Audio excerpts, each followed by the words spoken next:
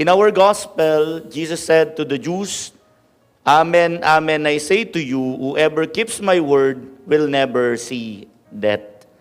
I have this prayer, which is one of my favorites, attributed to Saint Francis of Assisi. And the title of the prayer is the Peace Prayer of Saint Francis of Assisi.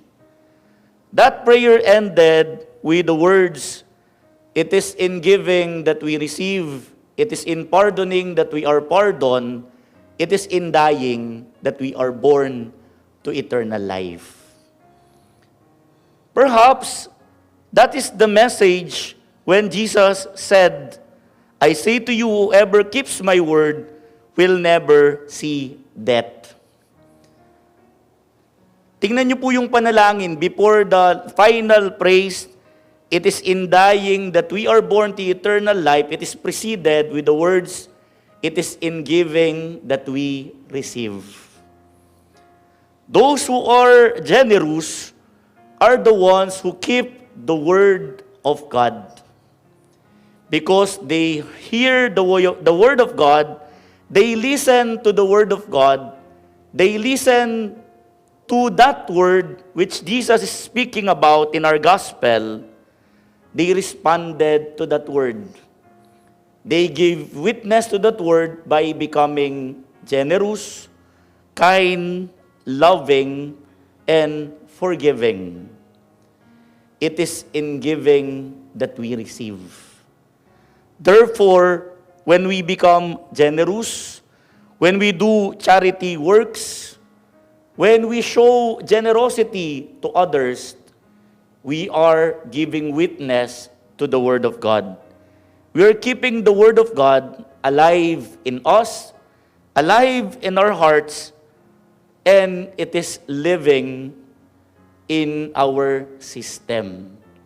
Nabubuhay sa atin ang salita ng Diyos dahil isinasabuhay natin. Yun yung ibig sabihin ni Jesus nung sinabi niyang, "Whoever keeps my word will never see death." Ang taong mabait, ang taong matulungin, ay magkakaroon ng buhay na walang hanggan. Actually, ang sinasabi ni Jesus dito, hindi naman yung for century, mabubuhay ka dito o hindi ka mamamatay.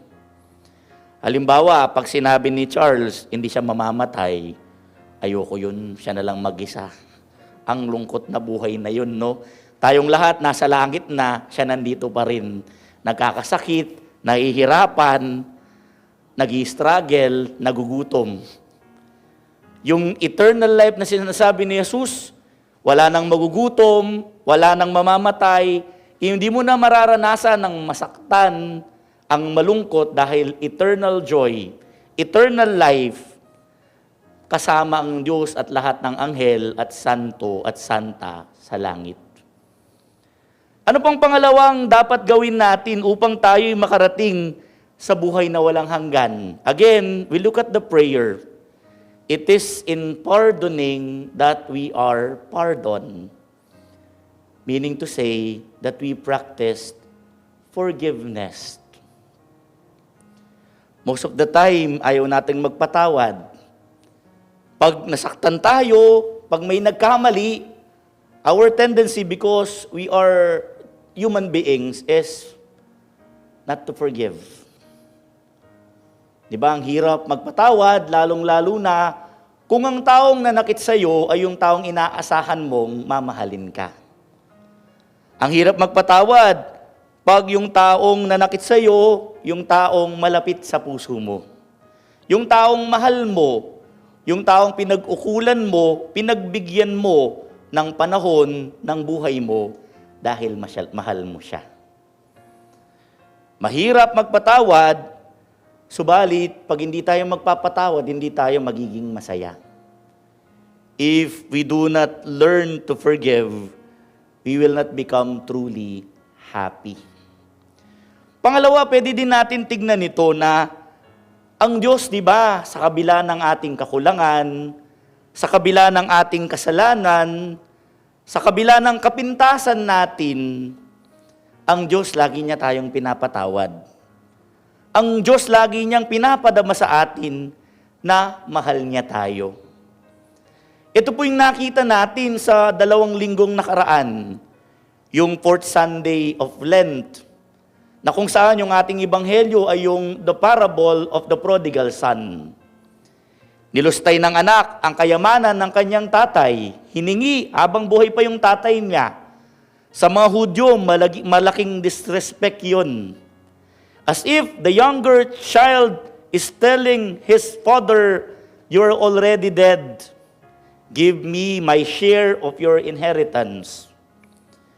But St. Luke told us, when the younger son came to his senses and wanted to go back to his father, when his father caught sight of him from afar, the father ran off to him, hugged and kissed him. Therefore, doon pa lang makikita natin, dahil ang ama doon sa parable of the prodigal son is God the Father Himself. And the prodigal son, pwedeng ang bawat isa sa atin. Hindi man tinignan ng tatay, ng Diyos, ang kasalanan ng kanyang anak. Kundi, anong naghari? Anak niya yun. Mahal niya yun. Kaya naman, sila'y nagpista at pinigyan siya ng damit, ng singsing, ng sandalyas.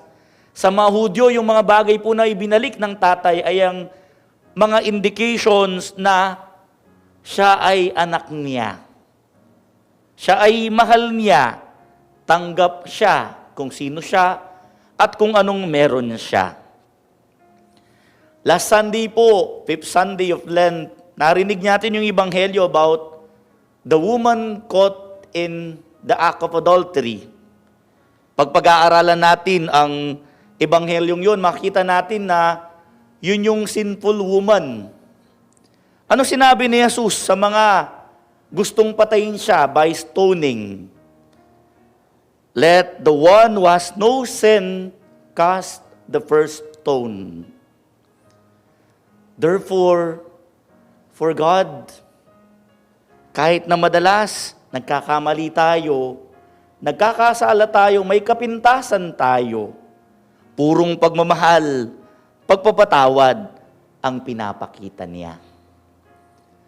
In our gospel for today, it is very clear that Jesus is teaching us the way to eternal life. And what are these? By becoming generous and by practicing compassion and forgiveness. It is in giving that we receive. It is in pardoning that we are pardoned.